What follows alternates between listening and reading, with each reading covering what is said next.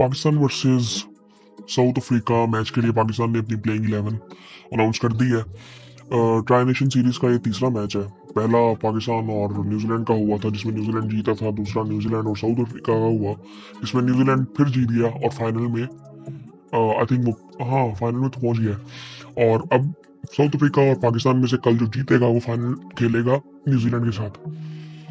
सो Pakistan team में 2 changes किए गए हैं और मुझे थोड़ी सी हैरानगी हुई है।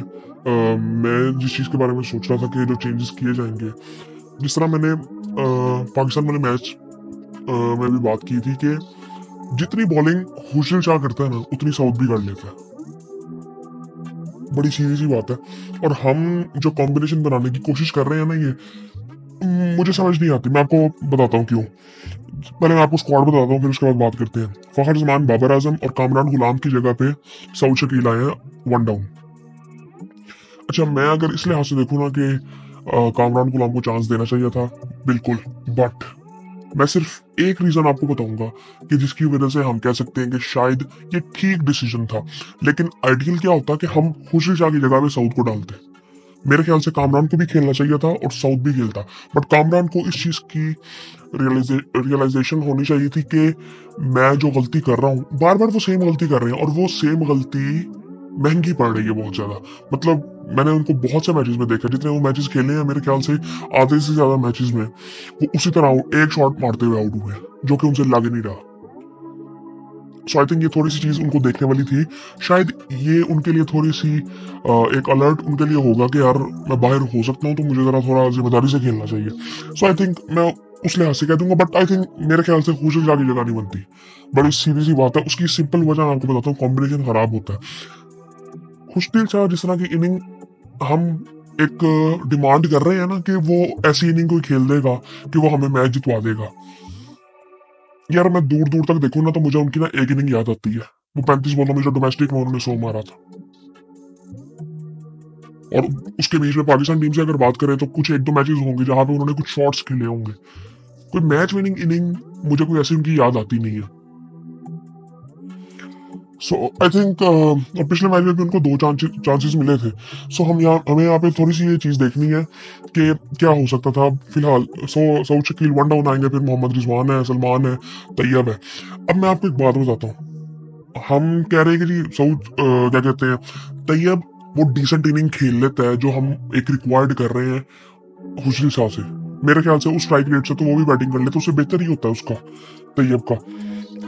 सलमान भी फिनिश अच्छा कर लेता है। सो हमें नीचे अगर मेरे ख्याल से अगर हमें कुछ डालना था ना तो हम एक काम ये करते, एक प्रॉपर बैट्समैन डाल के खुशदिल की जगह पे फहीम अशरफ को डाल लेते।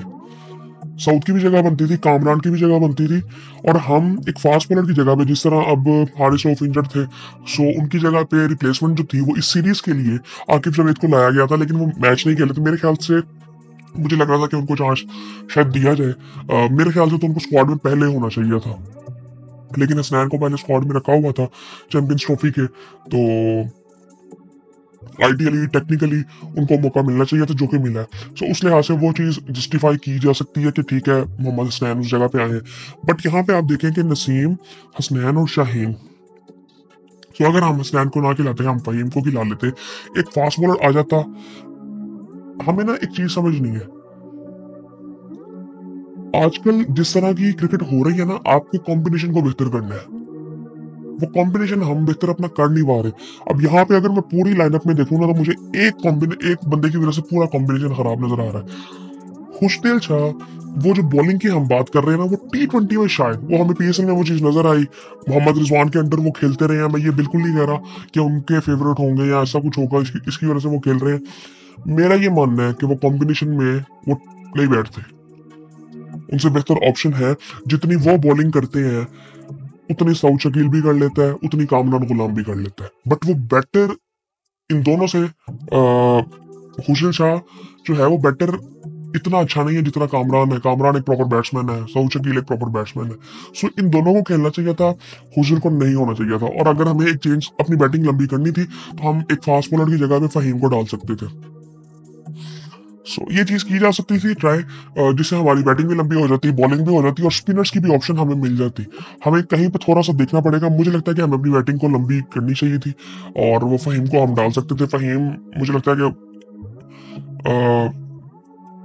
ज्यादा कंसिस्टेंट होंगे हुजिल शाह से, कि वो हमें बेहतर परफॉर्म करके दे सकते हैं। बट हुजिल से मैं अभी उस तरह की उम्मीद कोई नहीं ऐसी लगा रहा कि वो हमें कोई हर मैच में, आपको नहीं चाहिए। हम जिस चीज की उम्मीद लगा के बैठे हैं ना उनसे, वो इनिंग अभी तक आई नहीं है जितना उनको पहले मौका मिल चुका है। उनको बहुत मौके मिले हमारे, वो मौका चाहे गलत मिला था उनको, T20 में मिला था मोस्टली, बट आई थिंक मेरे ख्याल से उनकी गेम बेहतर नहीं हुई पिछली दफा से भी।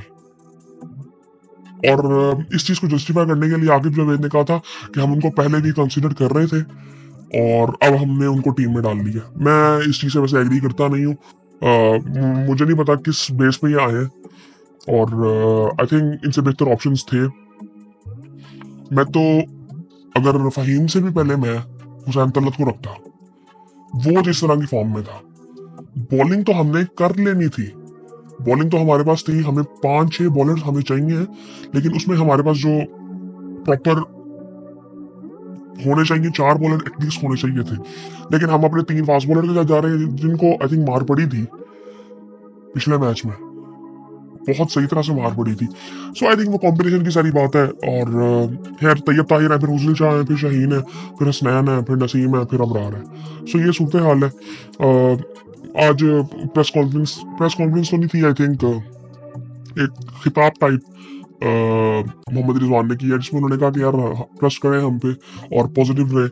सो मोहसिन नकवी साहब ने भी कहा कि टीम पे उनको यकीन है। ये सारी बातें होती हैं और ये सारी चीजें पहले होती रही हैं। ठीक है, मैं थोड़ा सा कह सकता हूँ कि काफी चीजें बेहतर हुई हैं इस दफा जो कि नजर आ रही हैं।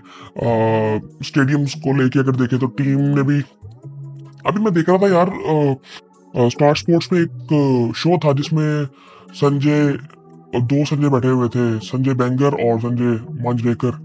वो बड़ी अजीब सी बातें कर रहे थे, मुझे बड़ा अजीब लगा। उन्होंने कहा कि साउथ अफ्रीका में जो पाकिस्तान का हाल हुआ है, पाकिस्तान ने साउथ अफ्रीका को व्हाइट वॉश किया था वनडे में। ऑस्ट्रेलिया में पाकिस्तान वनडे जीत के आया सीरीज। सो आई थिंक ये थोड़ी चीजें ऐसी हैं कि जो बड़ी अजीब सी बातें कई दफा हमें सुनने को मिलती हैं इंडियन मीडिया से। और उन्होंने बड़ी वो आराम से ये बात कह दी थी कि नहीं पाकिस्तान कहाँ से जीतेगा यार, पाकिस्तान कहाँ से जीतेगा। मेरे ख्याल से इंडियन टीम का कॉम्बिनेशन इस वक्त उतना बेहतर तो है नहीं।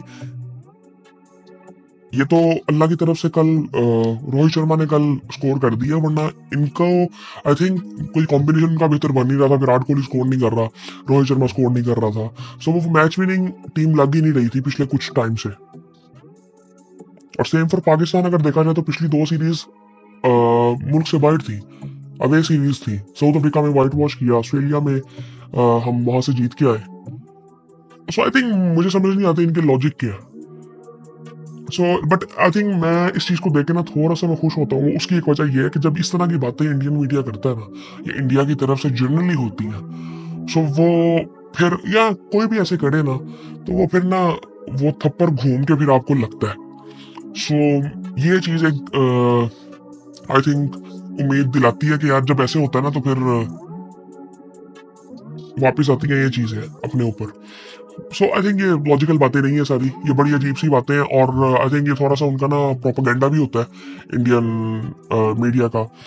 जिस तरह हम, मुझे बड़ा अजीब लगा था स्पेशली ये, अभी मुझे इनको देख के भी बड़ा अजीब लगा। ये बड़े सेंसिबल लोग लगते थे मुझे, बट जिस तरह की बातें अब ये करने लग गए, इससे पहले वो आकाश चोपड़ा साहब थे, मैं उनको भी बड़ा देखता था और मुझे बड़े सेंसिबल वो लगते हैं, अभी भी लगते हैं। बट आई थिंक जो उनका नॉलेज है, जो जिस तरह से वो कमेंट्री करते हैं सारा कुछ वो, बट आई थिंक इस तरह की बातें करनी नहीं चाहिए। फिर इंडियन मीडिया में अगर देखें तो कई दफा 1-2 चैनल्स में देखता था पहले, बट अब आई थिंक वो सुनने को दिल ही नहीं करता। वो है ही उसमें कुछ नहीं, बिल्कुल सिर्फ Indian cricket Indian cricket Indian cricket बस।